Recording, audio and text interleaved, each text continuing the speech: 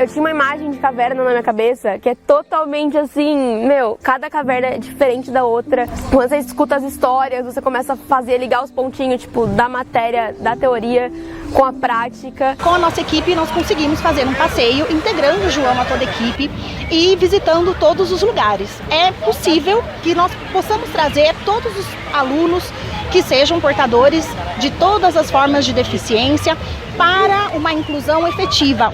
É que é uma experiência nova, né? Agrega para a nossa vida. Você não só se aproxima de pessoas assim que você nunca imaginou que você ia se encontrar, se conversar, trocar uma ideia. Que eles levassem essa forma diferente de aprender, né, para suas vidas. O espaço da aprendizagem é o mundo.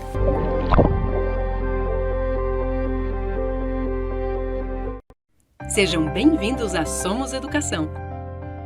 Estamos prontos para fazer sua escola crescer e se destacar no mercado.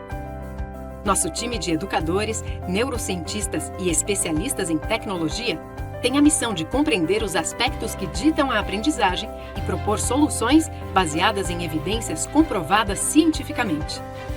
Tudo para que os seus alunos aprendam mais e melhor. Seguimos investindo fortemente na transformação pedagógica e digital das nossas escolas parceiras. Quer conhecer mais a fundo as nossas soluções educacionais e entender quais delas conversam diretamente com os objetivos e a realidade da sua escola? Acesse o nosso site.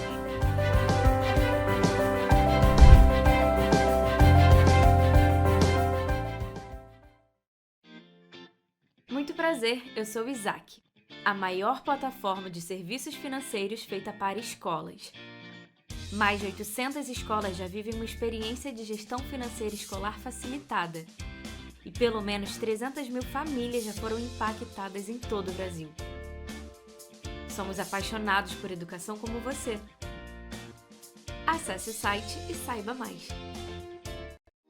Na Red Balloon, nós crescemos em inglês. Acompanhamos os alunos por toda a vida escolar dos 3 aos 17 anos, desde 1969.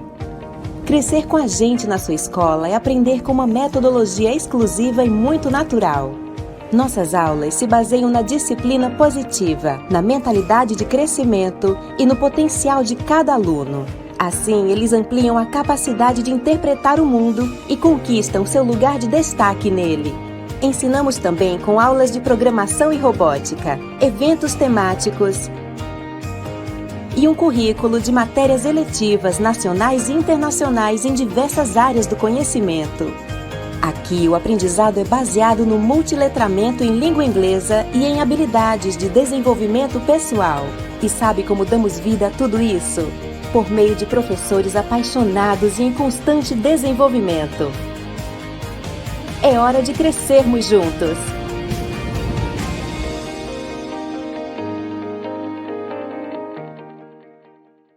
Há 120 anos, nós criamos pontes, apoiamos escolas e estimulamos famílias e alunos a experimentarem suas melhores versões. Nascemos e existimos com um único objetivo: transformar a sociedade por meio do nosso compromisso com a educação. E como parte de um ecossistema vivo, nós também nos transformamos. Nós evoluímos. A nossa marca também.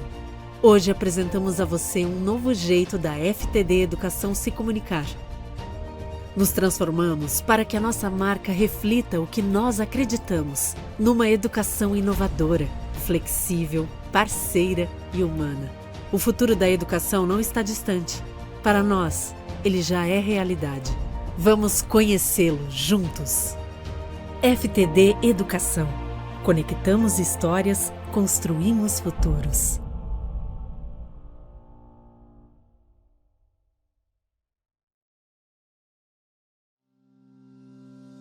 Quando o assunto é educar, a criatividade é a escolha certa que transforma sua escola hoje e o amanhã dos seus estudantes.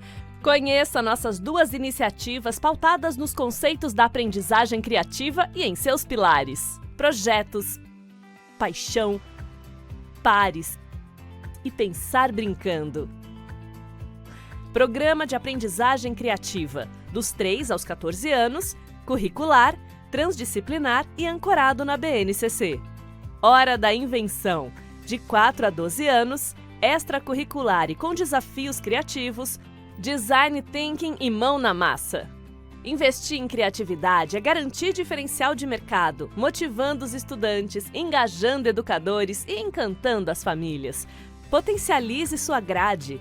Desenvolva habilidades socioemocionais. Prepare pessoas para o amanhã. Agora você já pode escolher ser a escola que forma ou a que transforma. Vem com a gente deixar o mundo mais criativo.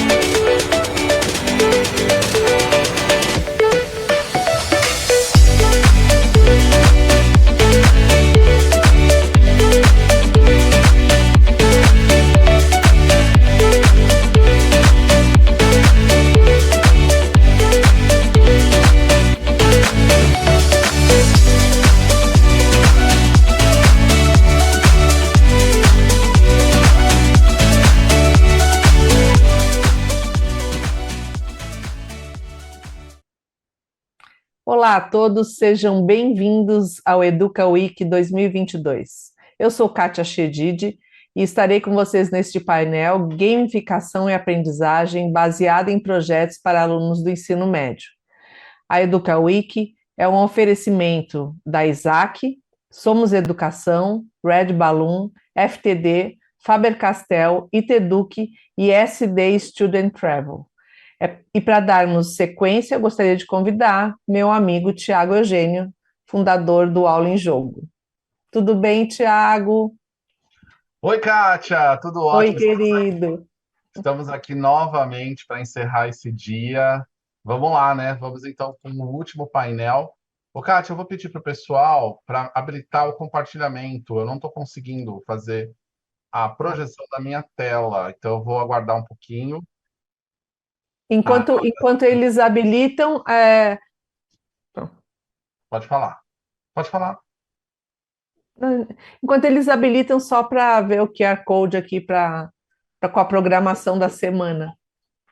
Perfeito, Kátia. Muito bem lembrado. E também tem o QR Code que vai aparecer, né, Kátia, sobre o certificado. Se você está interessado no certificado, fique de olho aí que ao longo dessa live vai aparecer um QR Code em algum lugar da tela e você... Isso, ó, Estão os já me dois falaram lá. aqui que o QR Code está embaixo de mim, que eu apareço em algum lugar aí, gente, para vocês. Embaixo de mim aparecem esses QR Codes, e aí você tem acesso tanto à programação da Educa Week quanto ao certificado desse evento. Então vamos lá, bora lá para a gente terminar esse dia. Vamos falar um pouco sobre a gamificação e aprendizagem baseada em projetos para aluno do ensino médio. O último painel, hein, gente? Vai terminar, hein? Vai terminar essa jornada. Bom, como a gente começou lá no ensino, na educação infantil, passamos pelas séries iniciais, eu sempre me norteei pelo documento da BNCC, né? E o que eu quero mostrar aqui de uma forma muito rápida, tá, gente? Quais são as mudanças do novo ensino médio, tá bom? Antes a gente tinha um ensino médio com 2.400 horas mais ou menos, uma grade composta por 13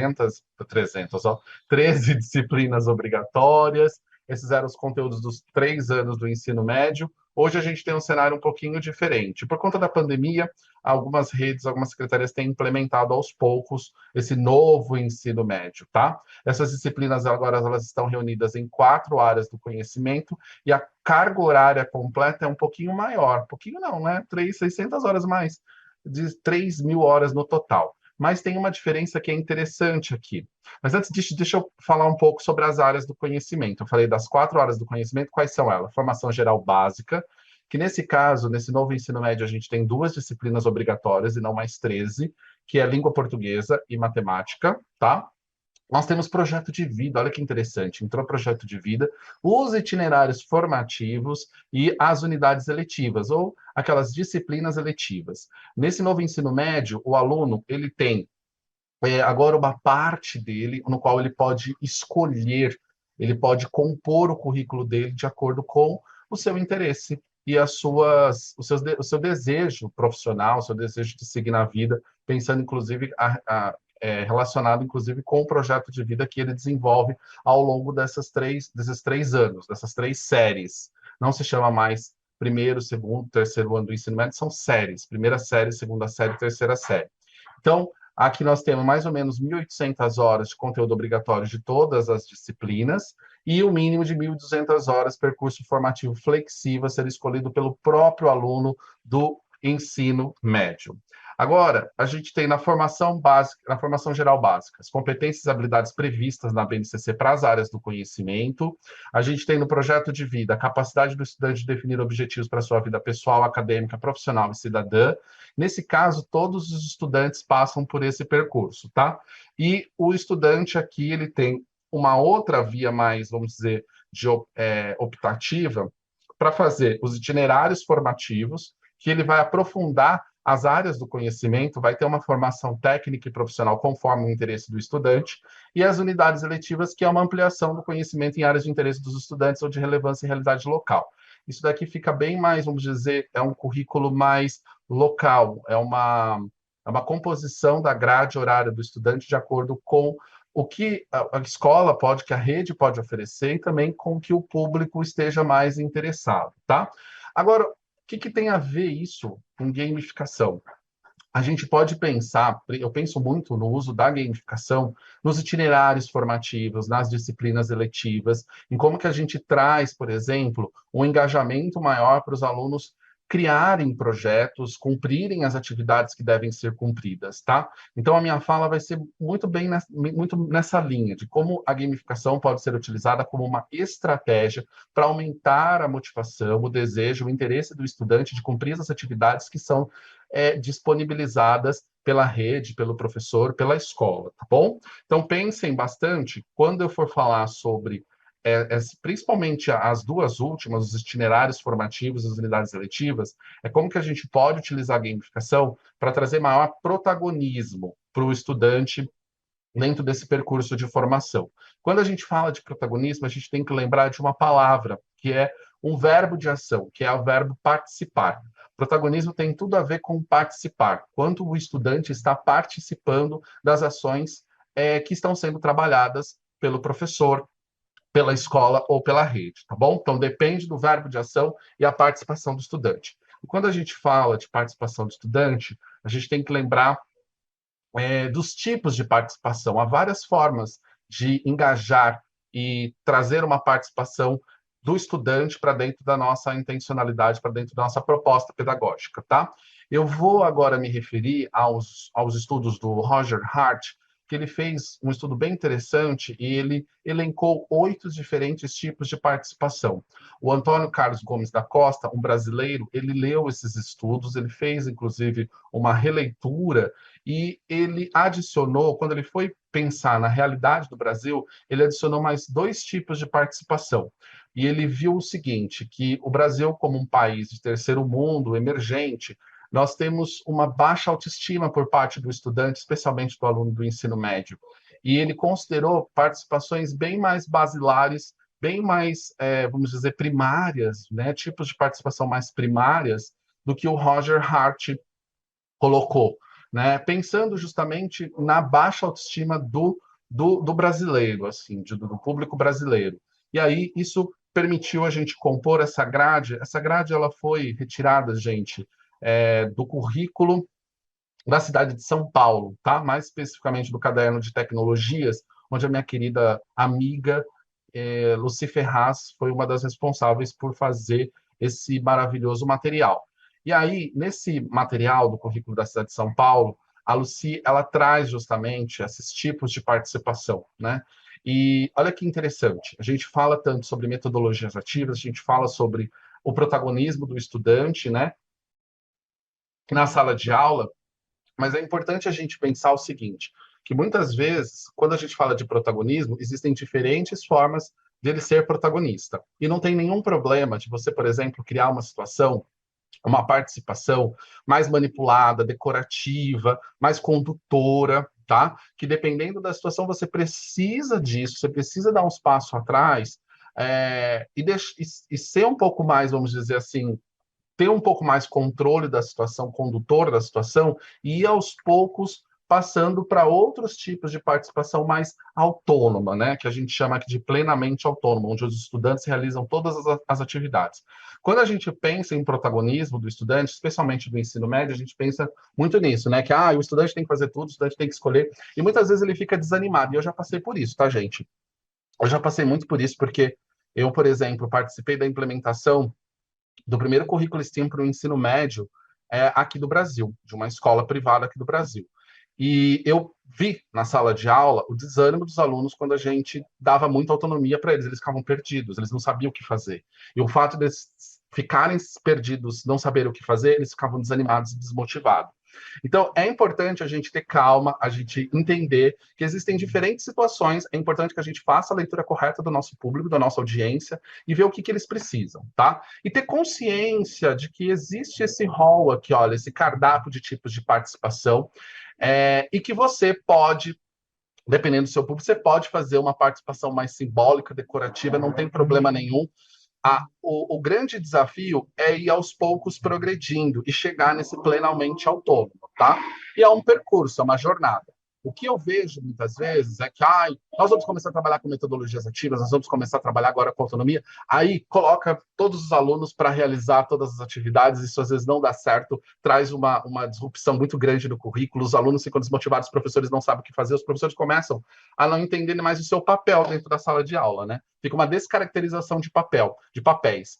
E aí fica aquela história, procura aí no Google, procura no Google, procura no Google, procura no Google. E não é bem assim, isso isso não é metodologias ativas, tá? Então é importante a gente pensar em como a gente vai engajar o nosso aluno. E gamificação vai entrar para dar mais cola, mais liga nesses tipos de participação. Só para a gente deixar claro, vamos então ver esses tipos de participação, tá? De uma forma bem mais resumida, por conta do tempo, para eu andar e mostrar para vocês aí como que a gente pode pensar em diferentes projetos, colocando a gamificação, especificamente a gamificação estruturada, para a gente dar liga, para a gente motivar, energizar os alunos no cumprimento das tarefas. Então, vamos lá. A gente tem aqui um tipo mais básico, decorativa, né? Que isso aqui foi uma proposta do Antônio Carlos Gomes da Costa, que é o seguinte: estudantes apenas marcam presença em uma ação, sem influir no seu curso e sem transmitir qualquer mensagem especial aos professores. É aquela participação que ele está ali de corpo, só de corpo, nem de alma, porque ele está pensando em outras coisas, porque ele tem outros problemas para resolver. Às vezes ele está com fome, às vezes ele está com problemas emocionais, problemas da família, e ele não está ali 100% disponível para realizar as atividades que precisam ser realizadas, porque tem problemas maiores ali ocorrendo. Esses problemas maiores, eles precisam ser sanados para a gente elevar um pouco mais o tipo de participação, no caso, a participação simbólica. A presença dos estudantes em uma atividade serve apenas para mostrar e lembrar aos professores que eles existem e são importantes. A participação é, ela mesma, uma mensagem. E muitas vezes nós, professores, nos deparamos com isso. Às vezes o aluno está ali porque ele queria estar num outro lugar, ele queria estar fazendo outra coisa, mas ele está ali simbolicamente, tá? Vamos para um terceiro tipo de participação operacional. Estudantes participam apenas na execução de uma ação ou atividade. Então, é aquele estudante que só está executando a atividade. Ele não está interferindo no planejamento e na execução daquela atividade. Esse tipo de participação operacional, aí tem a planejadora e operacional aqui, ó, deixa eu já desvendar, já leio aqui para vocês. Estudantes participam do planejamento, tá? E da execução em uma ação. E tem a decisória, planejadora e operacional. Estudantes participam da decisão de se fazer algo ou não, do planejamento e da execução de uma ação.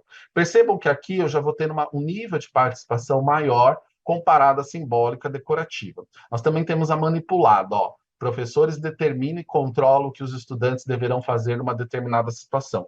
Eu vou falar uma coisa para vocês. Esse é o tipo de participação mais comum, inclusive nas escolas que falam que faz metodologias ativas. Os professores, por exemplo, vamos fazer um projeto, o professor determina tudo o que vai fazer. Olha, vocês vão fazer isso, vocês vão fazer aquilo, vocês vão pesquisar, vocês vão... determina tudo, já dá tudo pronto para o aluno, e o aluno ele vai cumprir aquelas atividades. Isso está correto? Tá, não tem problema nenhum. É um tipo de participação, só que ela está totalmente manipulada. Os alunos eles estão ali interagindo, eles estão adquirindo repertório, eles estão aprendendo a como realizar aquela tarefa, né? Eles estão aprendendo a se organizar. Você tem outras habilidades sendo trabalhadas, não tem problema nenhum, tá bom? Só que você tem que entender que não é um tipo de participação, por exemplo, plenamente autônoma. Aqui, ó, essa plenamente autônoma aqui, onde os estudantes realizam todas as etapas. Ou aquela colaborativa plena, ó. Estudantes participam da decisão, do planejamento, da execução, da avaliação e da apropriação dos resultados. Como eu falei para vocês, gente, isso aqui é uma jornada, tem que ter paciência e tempo justamente para desenvolver essas habilidades, essas competências nos estudantes para que eles se tornem autônomos e para que eles tenham segurança na forma como eles vão planejar e tomar algumas decisões que impactam diretamente não só no resultado da atividade, mas na execução e no seu planejamento propriamente dito, tá bom? O que eu quero dizer com isso? Que quando a gente fala, por exemplo, quando a gente vai usar um jogo em sala de aula, ou a gente vai usar um processo de gamificação, eu vou falar agora mais especificamente de gamificação, se você colocar os alunos para planejar o processo de gamificação com você, se você quer que eles tenham todas as decisões, legal, muito bacana, mas tenha ciência que isso vai demorar. Isso vai ocupar tempo do seu trabalho, do seu planejamento ali, né? Você vai ter que criar, inclusive, uma lógica para eles realizarem isso. Às vezes, o mais interessante é pensar numa participação bem mais manipulada. Então, você planeja, você cria ali um percurso com as atividades, com os comportamentos que você deseja que ele tenha, e você apresenta isso para ele. Você apresenta isso para ele, ele vai participando. Só que ao longo desse processo, você pode dar algumas brechas, alguns espaços para ele escolher as atividades que ele vai realizar e como ele vai realizar. Então, o que eu quero dizer? Eu quero dizer que dá para fazer um blended, né? Dá para fazer, por exemplo, um processo gamificado com uma participação, pensando numa participação manipulada, mas um espaço para os alunos trabalharem de uma forma mais autônoma, tá? Isso que eu acho que é importante que vocês compreendam, tá bom? Bom, sobre a aprendizagem baseada em projetos, que são alguns exemplos que eu quero trazer para vocês, porque é o seguinte, a gente fala, inclusive nos outros painéis, eu trouxe a ferramenta do ClassDash, né, e algumas outras, pensando numa gamificação mais pontual, numa gamificação de uma aula, de uma mudança de experiência na revisão de conteúdo, de uma avaliação diagnóstica, né, é mais realmente local. Mas dá para a gente utilizar uma gamificação pensando num processo mais longo, num semestre, num bimestre. E aí a gente abraça e se conecta com metodologias, por exemplo, como aprendizagem baseada em projetos, tá? Esse tipo de gamificação é a gamificação estruturada. Eu não vou repetir aqui para vocês a diferença entre esses tipos de gamificação de conteúdo estruturada, porque eu já falei no painel 3. Se você está vendo agora, você pode depois voltar o vídeo e tomar nota sobre essas diferenças, tá bom? Mas agora a gente vai ver um pouco dos elementos dos jogos para motivar justamente essa aprendizagem baseada em projetos. Eu não quero me estender aqui com vocês e ficar dando uma aula sobre aprendizagem baseada em projetos. Inclusive, tem outros especialistas, outras pessoas que falam muito melhor do que eu sobre isso, tá? Mas eu trouxe aqui 5 passos para a gente dar uma pincelada, uma estruturada para vocês terem uma visão geral do que seria essa aprendizagem baseada em projetos. Então, primeiro, você tem uma pergunta motivadora, uma pergunta norteadora, tá? Então, você começa com uma questão que não pode ser resolvida facilmente, com a ajuda do Google, por exemplo. Então, é uma questão complexa, é uma questão, por exemplo, que vai demandar uma pesquisa, uma organização de dados, coleta de dados por parte dos estudantes. Então, vou colocar aqui uma situação, como que a gente pode resolver problemas de chuvas causados por chuvas no nosso bairro, né? Então, os estudantes, eles têm uma pergunta, essa pergunta motivadora, eles vão ter que fazer o quê? Eles vão ter que buscar informações, documentos, buscar pesquisa na internet, ver quanto, por exemplo, chove aqui na cidade, como que são os índices pluviométricos, como que é a distribuição de chuvas, quais são as regiões mais afetadas, se alguma região alaga, se tem uma comunidade que está mais vulnerável, pode entrevistar essas pessoas. Veja, já estou pulando, inclusive, as fases, né? Mas ele vai trazer esses dados e depois ele vai pensar em soluções. Essas soluções, depois, elas vão ser compartilhadas com a comunidade escolar, tá? Vamos lá, então tem a pergunta norteadora. No segundo passo, o desafio proposto. O desafio proposto é o que o aluno vai fazer, né? Então, o professor vai fazer uma apresentação dos passos, vamos dizer, que o grupo de alunos vai ter que passar para gerar aquele produto, para gerar aquele projeto que pode ser compartilhado, que pode ali, inclusive, ajudar a comunidade local, né?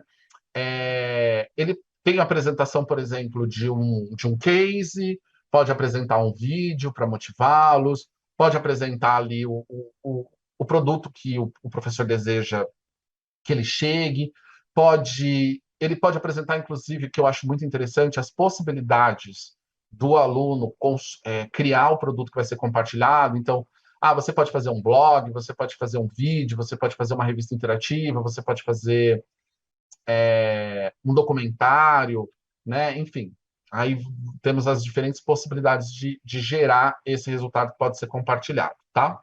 Então, a apresentação, objeto ou a pesquisa que demonstra os conteúdos e habilidades durante o processo.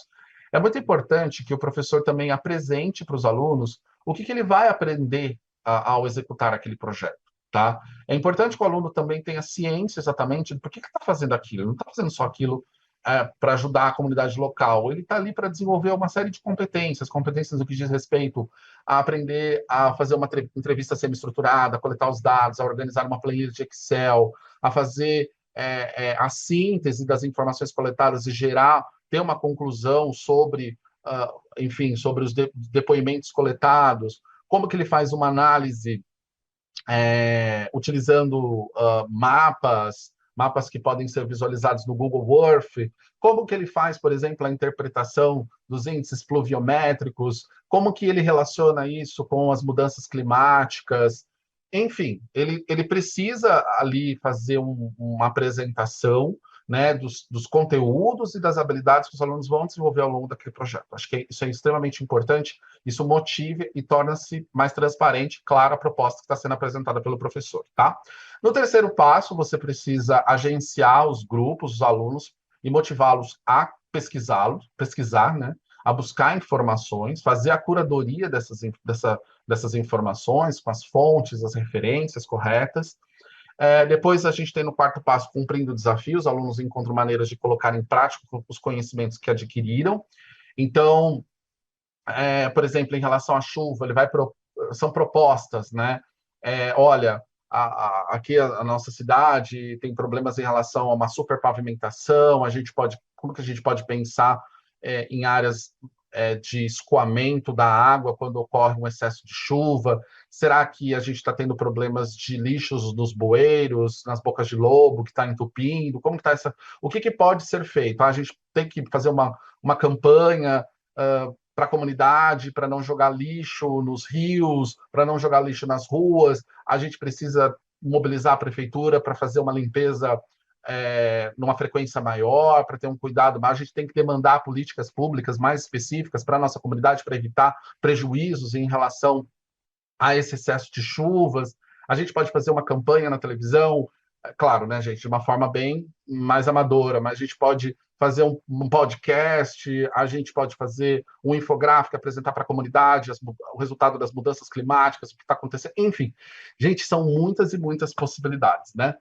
E aí, esse produto precisa ser compartilhado. Geralmente, as escolas, elas acabam fazendo festivais, marca um dia para esses grupos compartilharem e ter uma mobilização, uma comunicação com todos os atores da comunidade escolar, convidando os pais, convidando outros alunos para prestigiarem esse momento. Eu tive a oportunidade de conhecer uma escola maravilhosa em San Diego, chamado High Tech High, uma escola super referência na aprendizagem baseada em projetos, e eles fazem exatamente isso, eles fazem os festivais, e os festivais que eles fazem, a forma como os alunos compartilham, são nesses canais que eu falei para vocês, mas muitas vezes fazem teatros, é muito legal, assim, eles fazem peças de teatro para explicar para a comunidade os problemas que eles trabalharam e como que eles resolveram, né? Principalmente quando a gente fala de ciências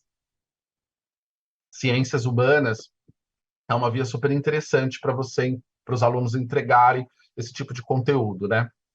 E é legal, porque mobiliza ali a comunidade como um todo e gera um conteúdo, gera uma discussão que pode trazer uma mudança na realidade local, tá? Que esse é o grande objetivo, os alunos sendo transformadores da própria comunidade escolar e da realidade que a escola está inserida. Um outro momento importante, esse o quinto aqui, feedback e reflexão. Os alunos refletem sobre o tema por meio de debates, exercícios ou rodas de conversas, compartilhamento de seus projetos. Então, tem o compartilhamento dos projetos, mas tem um momento também de reflexão, tem um momento de autoavaliação. Olha, todo mundo se comprometeu, todo mundo tivemos alguns problemas de percurso, algum aluno acabou não fazendo uma tarefa que precisava ser feita, que foi fundamental, que era fundamental para o projeto ser bem sucedido. Então, é importante, inclusive, quando a gente pensa em aprendizagem baseada em projeto, o professor conhecer diferentes tipos de avaliação. Não faz sentido, por exemplo, uma avaliação somativa nesse tipo de metodologia, é mais uma avaliação formativa, uma avaliação não necessariamente do resultado final, mas do percurso. Tem que olhar para o comportamento desses meninos, não é só o resultado em si, é como eles trabalham em grupo, porque aqui também você está trabalhando as soft skills, você está trabalhando as habilidades socioemocionais, como que esses alunos se relacionam, como que eles resolvem os problemas logísticos, pessoais, como eles se organizam, e como que eles vão cumprindo as tarefas que precisam ser cumpridas para a gente chegar no resultado final. E outra, como eles gerenciam tempo, como eles gerenciam materiais, enfim. É muito legal, mas tem uma complexidade. E aí nós também temos algumas dores, porque muitas vezes os alunos eles se sentem um pouco desmotivados para cumprir algumas tarefas, seja pesquisar, seja fazer a organização dos dados, seja organizar no Google Forms as perguntas para uma entrevista semi-estruturada, enviar os formulários. Às vezes acontece, os grupos ficam desmotivados no processo. E aí a gente pode contar com a gamificação justamente para turbinar vamos dizer, esse cumprimento de tarefas. Porque esse cumprimento de tarefas é super importante, né? É super importante, porque qualquer projeto que você for fazer, você tem algumas tarefas, algumas atividades que você precisa realizar. Se você não realizar, o projeto fica comprometido, tá certo?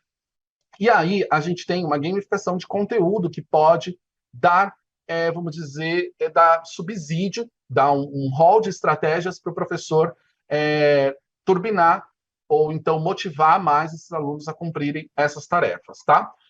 Essa tela aqui que vocês estão vendo, eu já discuti ela em detalhes no painel 3, então eu vou, na verdade, só aqui resgatar para vocês, mas o intuito não é esmiuçá-la. Se vocês tiverem interesse, vocês voltam no vídeo no painel 3, que vocês vão ter informações mais detalhadas sobre como ela funciona, tá bom? E aí eu quero trazer alguns exemplos para vocês, tá? E aí esses exemplos, eles começam já com uma outra estética, e uma estética que já dialoga com cultura pop, tá? Então eu vou trazer 2 exemplos para vocês de uma aprendizagem baseada em projeto gamificada, com alguns elementos dos jogos, mas também com tema por trás, tá? E aí então a gente já está falando um pouco de storytelling, como o storytelling ele vai ser importante para dar um corpo para a sua gamificação, para ativar a motivação intrínseca do seu estudante. E aí eu trouxe aqui o exemplo da Casa de Papel. A Casa de Papel, que é um seriado da Netflix super apreciado pelos jovens, pelos adolescentes, né? Enfim, por nós também, eu adoro Casa de Papel. E a gente vai pensar como que a gente pode trabalhar a sua estética para resolver um problema que está relacionado, um problema ou uma pesquisa está relacionado aí a algumas capitais brasileiras, tá? Então, eu vou mostrar aqui as fases desse projeto e a gente vai discutindo como que essa gamificação estruturada ela foi montada né? E qual ferramenta que a gente pode utilizar para fazer o gerenciamento disso, tá? Então, cada aluno vai participar de uma guilda. Guilda, entenda como uma equipe, um time, uma tribo, tá, gente? Nos mundos dos games, a gente tem diferentes nomes para designar um grupo, tá bom? E cada guilda, ela vai ter o nome de uma cidade. Então, a gente tem Salvador, Manaus, Rio, o São Paulo, Fortaleza, enfim. Os alunos escolhem e tal. O que acontece? Os alunos, eles vão ocupar essas metrópoles e promover iniciativas para promover a saúde infantil. Então, entendendo essa saúde infantil não como uma ausência de doença, mas como um estado de bem-estar físico, social e emocional, tá? O que vai acontecer? Essa gamificação estruturada ela vai ocorrer ao longo de um bimestre e os alunos eles vão desenvolver um projeto para aumentar o nível de consciência da sociedade sobre a importância da saúde infantil. Eles vão realizar algumas missões, como, por exemplo, coletar dados demográficos sobre as metrópoles que eles escolheram, conhecer espaços públicos dessas cidades pelo Google Earth, selecionar 3 espaços das cidades e apresentar prós e contras sobre o local escolhido pela guilda, criar um roteiro de entrevista com ao menos 5 perguntas e entrevistar ao menos 3 pessoas moradoras dessa cidade. Observe, para cada missão que esses grupos forem cumprindo, eles ganham XPs, que na verdade são pontos. E aí, esses XPs, esses pontos, eles podem ser utilizados pelos grupos para comprar vantagens, para comprar itens. E aí a gente tem alguns exemplos de itens para vocês. Então, na loja, as guildas, elas podem adquirir, por exemplo, um brinde com o professor. E nesse brinde com o professor, eles têm direito a uma mentoria exclusiva com você por 30 minutos.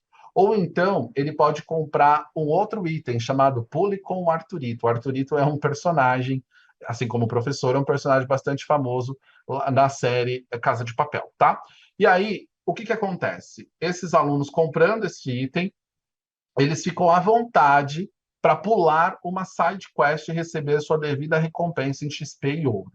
Side quest, gente, seriam aquelas atividades que eu mostrei para vocês. É claro que num projeto eu mostrei ali as principais, mas num projeto você pode ter atividades menores, alternativas, que podem ou não ser puladas, podem ser realizadas, tá? Então, esse é um exemplo básico de como que a gente pode utilizar uma gamificação estruturada com uma estética que vocês estão vendo, uma estética relacionada aí a uma série de televisão, ou seja, a cultura pop, para turbinar, para motivar mais os alunos a realizarem as atividades. Vamos ver. Deixa eu falar uma coisa. Como que a gente gerencia? Eu vou mostrar um outro exemplo para vocês, mas antes, como que a gente gerencia isso? Gente, desde 2017 eu tenho desenvolvido, vamos dizer, meios para fazer a gestão de tarefas, né? Então, tem até um carrossel no meu Instagram, Bola em Jogo, que chama A Repetição é a Mãe da Excelência, que mostra um pouco isso. Então, desde 2007 eu gamifico, só que eu nem sabia o que era gamificação, eu fui saber mais para frente. E, no começo, eu utilizava papel, depois eu digitalizei com planilhas de Excel, depois eu fui tornando minhas planilhas mais bonitinhas, e agora eu já estou num ponto de criar ferramentas mais autorais, inclusive para ajudar outros professores a fazer a gestão dessa tarefa. O que vocês estão vendo aí é um painel, é um dashboard, né? Um dashboard que o professor ele alimenta com o conteúdo dele, colocando o nome dos alunos, as imagens, e aí ele tem o ranking, como vocês estão vendo, as medalhas, os itens que os alunos podem comprar e assim por diante. Neste ano de 2022, a gente está fazendo um upgrade dessa ferramenta, tá? E aí, agora, porque sempre foi o meu sonho disponibilizar isso para o aluno e para o professor no formato de aplicativo, de mobile, para ele acompanhar mais. E para, é óbvio, para a gente ter também mais informações agregadas, né? E um poder maior de gestão da informação. E hoje, eu estou conseguindo entregar isso daqui que vocês estão vendo. É uma experiência como se fosse um aplicativo, que o professor vai criar um aplicativo mesmo gamificado em minutos, tá? Essa é essa a proposta. Deixa eu só diminuir aqui um pouquinho para eu discutir com vocês. Então, o professor ele pode cadastrar os alunos, ele pode criar as missões, os alunos vão ver as tags, se está pendente, se está sendo avaliado, se está avaliado. Conforme os alunos vão cumprindo as tarefas, eles vão ganhando pontos. Tem um ranking que mostra isso. eles vão cumprir ganhando pontos, ganhando moedinhas, e essas moedinhas elas podem ser utilizadas para comprar itens e vantagens numa loja virtual. E essa loja virtual ela é construída pelo próprio professor, tá? Vocês estão vendo aqui as trilhas de conteúdo, então o professor pode colocar texto, pode colocar imagem, pode colocar vídeo. Enfim, tem uma série de funcionalidades que permite justamente o professor fazer uma gestão de tarefas, fazer a gestão da aprendizagem baseada em jogos, de um processo de gamificação estruturado de um bimestre, de um semestre ou até mesmo de um ano letivo, tá? Então, esse é o Dashboard App. E agora a gente está atualizando, a gente está inserindo nele a possibilidade de criar minigames, tá? Que eu vou mostrar, acho que mais para frente para vocês. Mas antes disso, deixa eu mostrar esse exemplo, que é bem legal, que é do Harry Potter. Então, como que a gente também pode trazer um storytelling de Harry Potter e fazer uma aprendizagem baseada em projetos, mais ou menos nessa linha, né? Então, ó, Spectro Patronum, Harry Potter gamificado. Os alunos são calouros da Hogwarts. Tem, né, no Harry Potter tem Hogwarts. Como é um projeto mais voltado para geografia, a gente vai chamar de Hogwarts. Eles são divididos em casas, né? Em Grifinória, Sonserina, Lufa-Lufa e Corvinal, que elas podem ser utilizadas. Mas nós vamos fazer diferente aqui, porque é o Hogwarts, né? E aí é o seguinte, como esses alunos eles vão precisar defender alguns biomas mágicos de um terrível inimigo, o Criminal.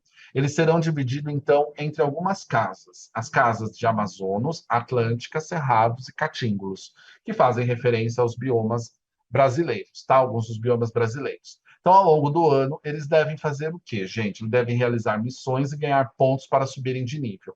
O objetivo é o aluno se tornar um super bruxo de Hogwarts e se preparar para destruir as Horcruxes do terrível você sabe quem, que é o Criminal. O Criminal são as mudanças climáticas, tá bom? Então, eles vão ganhar algumas moedas para gastar em Hogsmeade, que é uma brincadeira com Hogsmeade do Harry Potter, que vai ser um local repleto de lojas com itens mágicos. Quais são os itens mágicos? São esses que vocês estão vendo aí na tela.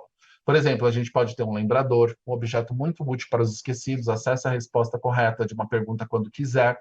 E, gente, esses meninos, eles adquirem esses itens e numa determinada hora eles podem utilizar, tá?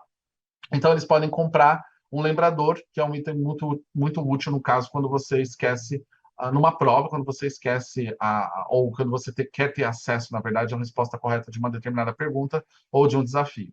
Você pode ter o mapa salteador também, um outro exemplo, que encurta caminhos, eliminando até 2 alternativas de uma questão. Veja que são vantagens específicas, por exemplo, de uma prova. Mas é claro também que a gente pode pensar em outras vantagens, aí vai da criatividade, vai da sua intencionalidade pedagógica, tá? Isso é extremamente importante quando a gente pensa na organização, não só de um processo de gamificação, mas de qualquer coisa, tá bom? Vamos lá, vamos continuar. Como eu falei, ó, tudo isso era gerenciado por esse tipo de dashboard. E vocês estão vendo que você pode colocar as cores, você pode personalizar isso, né? Agora a gente está trazendo uma personalização um pouquinho diferente. Você personaliza, você vai continuar personalizando, mas você personaliza mais aqui o cabeçalho, as informações que você coloca nas missões. E como eu falei, eu estava falando para vocês, a gente criou agora uma central de minigames que permite o professor a criar minigames, né? Então, o primeiro minigame que a gente está disponibilizando é o Escape Room. Então, o aluno vai poder criar... o aluno não. O professor vai poder criar escape rooms digitais e os alunos eles vão poder jogar o jogo criado, o game criado por você. Quando ele finaliza, ele tem a quantidade de pontos, de moedas que você designa. E aí, no caso, essa pontuação ela sobe automaticamente no ranking, tá? Mas nessa plataforma, o professor pode receber pode receber vídeo, pode receber texto, pode receber material produzido pelo estudante, avaliar e atribuir a pontos e assim por diante, tá bom? E aí também a gente tem o ClassDash, que dá também para utilizar no ensino médio. Eu falei para vocês muito de educação infantil, nas séries iniciais, enfim. Mas eu quero mostrar agora para vocês o uso do ClassDash, pensando no tipo de participação não manipulada, que é um pouco do que eu mostrei para vocês agora do exemplo do Harry Potter e do exemplo da Casa de Papel. Você vê, né? O professor ele já delimitou tudo o que tem que fazer. E como eu falei para você, não é ruim isso. Isso é ótimo. Isso tem que ser colocado em prática. Os meninos têm que aprender a trabalhar nesse tipo de participação. Mas a gente pode trazer algo que permita aos alunos, por exemplo, a criar uma experiência, a ter uma participação mais autônoma, plenamente autônoma. E o exemplo que eu vou trazer aqui para vocês foi criado, foi rodado, enfim, foi desenvolvido, executado por uma professora de artes e de história, a professora Rita Amélia de Franca, que inclusive ela vai estar aqui no Educa Week, tá? Eu acho que ela participa quinta-feira de um painel, depois a Kátia pode me dar a informação correta. E o que ela fez? Ela utilizou essa ferramenta para desenvolver com os alunos, tá? Um plano de jogo. Então, ela criou uma sequência didática, tá? E ela solicitava para os alunos do ensino médio para criar uma proposta de jogo utilizando o Ludoskit. E aí, nessa proposta de jogo, ela fez a combinação do projeto, de aprendizagem baseada em projetos. Então, veja que é uma participação bem condutória, né? Bem condutória e plenamente autônoma também, vamos dizer assim. Os alunos, o que acontece? Eles tinham alguns conteúdos para serem trabalhados. Então, com os alunos do ensino sobre história da arte, os alunos tinham que fazer algumas experiências de jogos sobre a Grécia, sobre Roma, sobre as civilizações antigas. E aí, eles justamente tinham algumas tarefas para serem realizadas, tá? E eles realizavam com a ajuda ali da gamificação. Inclusive, quando ele ia realizando as tarefas, os grupos iam ganhando pontos e moedas, e depois podia ser trocado por itens, tá? Aí aqui nós temos o passo a passo da sequência didática. Aula 1, apresentação da proposta para os alunos. Durante a semana, reunião dos grupos. Aula 2, orientação do professor. Durante a semana, reunião dos grupos. Aula 3 e 4, apresentação dos grupos. O grupo cria um jogo e desafia os colegas. Os alunos foram divididos em grupos de 4 alunos. Cada grupo deveria criar um plano de jogo envolvendo desafios sobre arte grega. Não era Roma, não. Cada grupo deveria elaborar ao menos 10 perguntas. Então, cada aluno desempenhava uma função no grupo. Você tinha o organizador, você tinha o redator, você tinha o apresentador. Então, olha só as funções de cada, né? Criar grupos no WhatsApp, distribuir, colaborar, receber questão, fazer relatório de reunião do grupo, o redator, organizar as regras do jogo no Canva, organizar imagens de tabuleiro, apresentador, organizar a dinâmica do grupo, montar o tabuleiro, tinha, né, as regras bem especificadas. E ela também dava as ferramentas que os alunos podiam ali utilizar. Ela trabalhou com o Tracto, com o WordWall e com o Canva. Então, os alunos desenvolveram algumas habilidades ali legais, bacanas, importantes no desenvolvimento dessas plataformas, né? Dos recursos que eles precisavam. O que os alunos criavam? Os grupos se reuniam durante a semana para jogar e registrar em vídeo. Cada grupo deveria produzir e entregar um relatório, um plano do jogo com um deck de 10 perguntas e um vídeo registrando a jogatina. Então, ela já especificava tudo o que ela queria. Então, ela queria que os alunos elaborassem perguntas, que os alunos registrassem a partida que ocorreria durante a semana, e ela também queria um relatório com as regras do jogo, o plano do jogo, um relatório, inclusive, com o desempenho que os alunos tiveram ao longo das reuniões, né, os relatórios das reuniões, e esse plano, ele está lá na plataforma do ClassDash, depois vocês dão uma olhada lá, mas a ideia era colocar o aluno para estudar o conteúdo de arte grega de uma forma diferente, criando, não apenas estudar pela prova, mas criar um projeto, ou seja, uma experiência de jogo que podia ser compartilhado e utilizado para desafiar outros grupos, tá? Esse era o objetivo principal.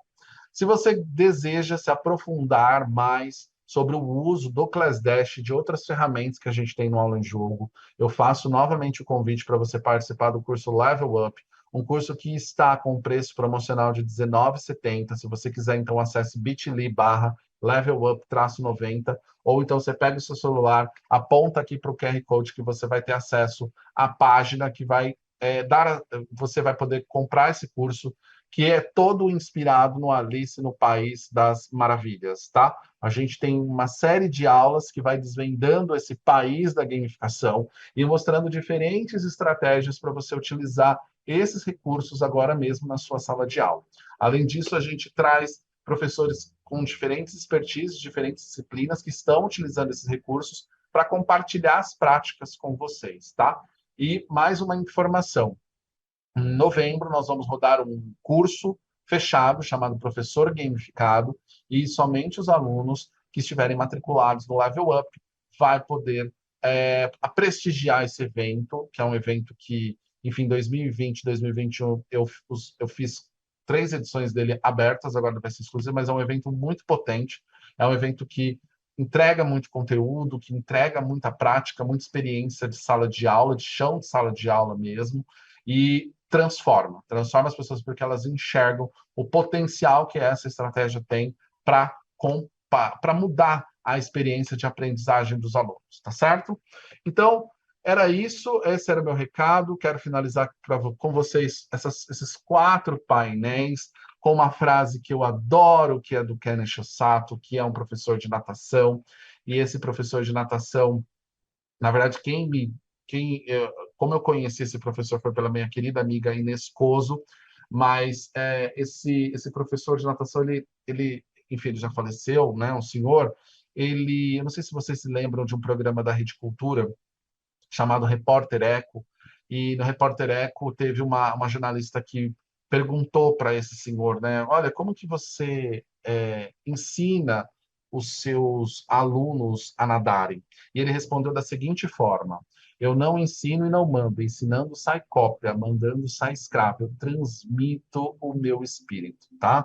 Eu adoro esse tipo de resposta e eu espero que ao longo desse dia, desses 4 painéis que eu passei aqui com vocês, que eu tenha transmitido um pouco do meu espírito, do meu trabalho, das minhas crenças em relação aos jogos, não os jogos como recursos de divertimento, mas como recursos de transformação, recursos estratégicos para aumentar a produtividade em sala de aula, aumentar a participação, o engajamento, para que esses alunos eles sejam transformados pelo seu trabalho como professor. E que você, professor, também tenha uma percepção de relevância maior dos seus alunos, porque isso é fundamental para que você também tenha motivação para continuar lá entregando conteúdo, desenvolvendo habilidades com eles e atitudes que são super importantes para a transformação desse país. E haja transformação, e quanta transformação nós precisamos, tá? Muito obrigado pela sua atenção, pela sua audiência. Se você quiser, por favor, entre em contato no meu Instagram, Aula em Jogo, ou, enfim, nos meus outros contatos das redes sociais, eu estarei aqui disponível na medida do possível para tirar as suas dúvidas. E é isso, gente. Muito obrigado. Foi um prazer. Mais uma vez, obrigado, Kátia. Obrigado, Marco. Parabéns mais uma vez pelo evento. E eu agradeço a todos. Obrigado, gente. Até mais.